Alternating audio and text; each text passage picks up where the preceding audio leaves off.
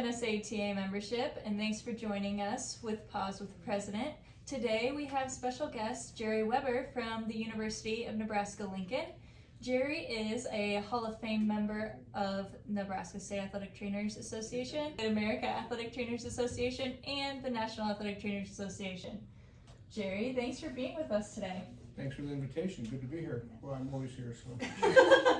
Well, it's great for us to be here and to see Nebraska medicine. Is that what it's called? Nebraska Athletic Medicine. We've always used the term athletic medicine rather than sports medicine as long as I've been associated, even as a student, long time ago. Well, this is a lifelong dream of mine to meet you and to be within the Nebraska walls. This is fantastic. So like I told you earlier, you need to readjust your dreams then, because, but I appreciate that. Yes. Thank you, Denise. Well, just to get started here, I just have a couple questions for you. What makes you proud to be an athletic trainer in the state of Nebraska? I think that's a good question. I think I've always been very proud of what we've done here at the university. I think that the state of Nebraska started with starting the work towards licensing in the state of Nebraska quite a while ago. We were probably a little bit on the forefront of athletic training licensing at the state level. Of course, as a member of the athletic department at the university, you kind of feel sometimes that you do have a responsibility to show some leadership for the rest of the members of the association.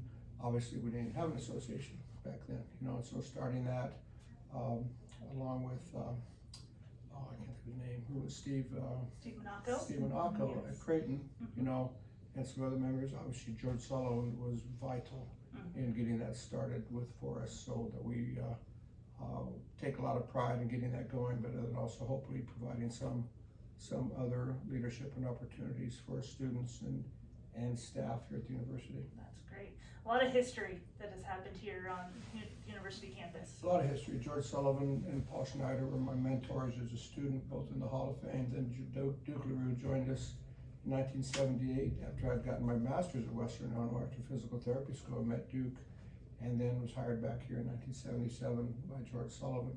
So great leadership, great mentorship, the ability to learn how to take and care for student athletes on not only a physical basis, but a mental and emotional basis as well. That's awesome. One other question. You were president about 34 years ago of the NSATA. Okay. Okay. I did my math. Just yesterday. Yes, just yesterday. There's been a lot of changes that have happened throughout the NSATA. Is there something that stands out to you that you are proud of, or that just... Well, I think just getting the association started was a big move. Obviously the number of athletic trainers has grown dramatically over the years. I remember when I first started here at the university, I went to a meeting at the Lincoln Public School. I had a meeting with the athletic director, and I brought up the topic of hiring athletic trainers at that time. The concept then was teacher athletic trainers. You would teach during the day, and then you would see student athletes at that level after school or whatever and cover games. And the AD just laughed it off and said, "Jerry, that's never going to happen. Nobody can ever afford to do that. What are you talking about?" I go, "Okay." But obviously it's evolved dramatically from then. Also, I think that what has evolved since then is the continuing education opportunities the state offers our athletic trainers around the area.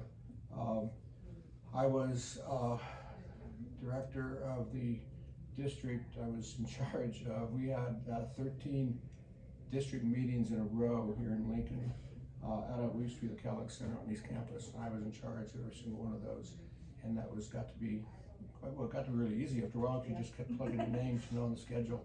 But we did that for a long time, and then evolved into the presidency of the district, and then onto the board of directors in 1989, something like that. You've had a long road, and you've done great work through all those roads and side roads and everything. Side roads, Yes. They weren't always straight and narrow. Yes. No, believe me. not in our profession. Nothing's usually never, straight. Never. You've been able to mentor a lot of young athletic trainers that have came through these doors. what's your advice to a young athletic trainer that would walk in today? What would you give them?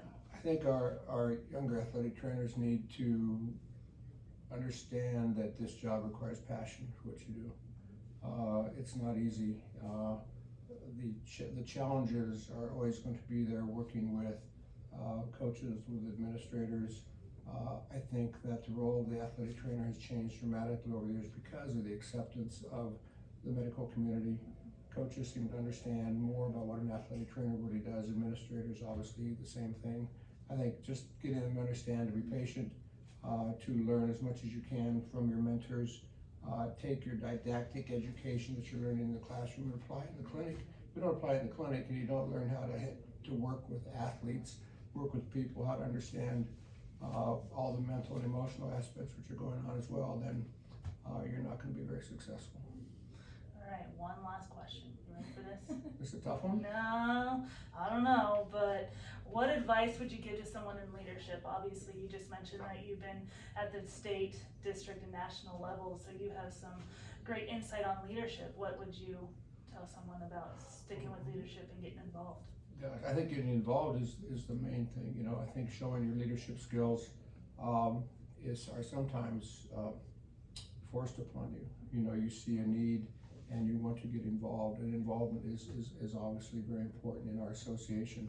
I know that the ability for leaders to have a concept of what it takes to provide the kind of insights and to look at what is necessary, because the environment changes all the time. It's changed dramatically since I was a younger athletic trainer. So I think the ability to see and look at what's coming up and the ability to adjust to those changes, which is not easy, but a good leader should be able to do that. That's great.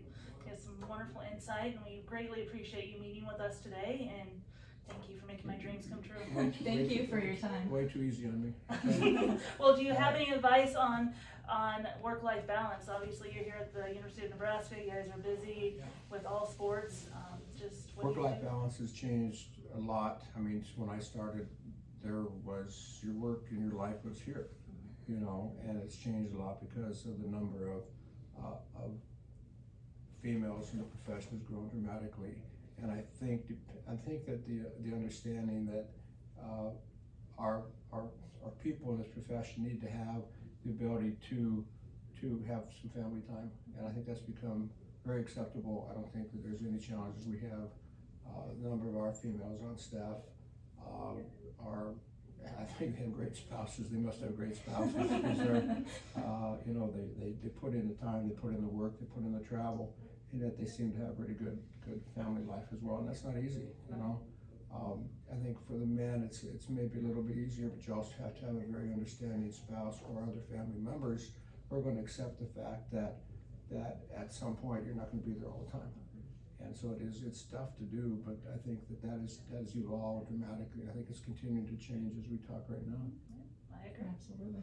Well, thank you again. Anything else you would like the NSATA membership to know? No, just get involved if you can. You know, we need involvement at the state level, the district level, and if you want to get involved at the district level, that's going to allow you to get involved at the national level as well.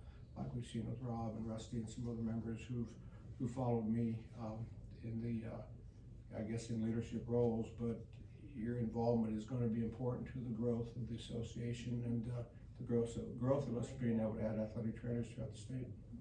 There's nothing more true with those words. Absolutely. So, Appreciate it. thank you. Thank you so Thank you much. for everything you've done for us. Thank you. That was easy.